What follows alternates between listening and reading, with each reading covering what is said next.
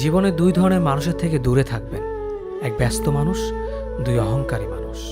কারণ ব্যস্ত মানুষেরা নিজের ইচ্ছে ছাড়া কথা বলে না, আর অহংকারী মানুষেরা নিজের স্বার্থ ছাড়া পাশে থাকে না। কিছু কিছু সম্পর্ক শেষ হয়েও হয় না। একজন হয়তো অনেক বদলে যায়, কিন্তু অন্যজন সে সম্পর্কের বোঝাটা বয়ে বেড়ায় সারা জীবন।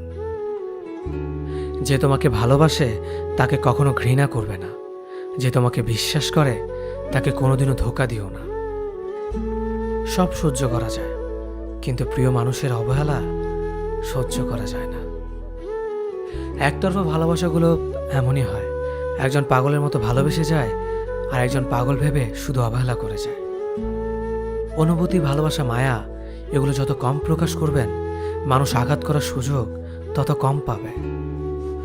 কোনো অভিযোগ নেই, আর কখনো থাকবেও না। আছে শুধু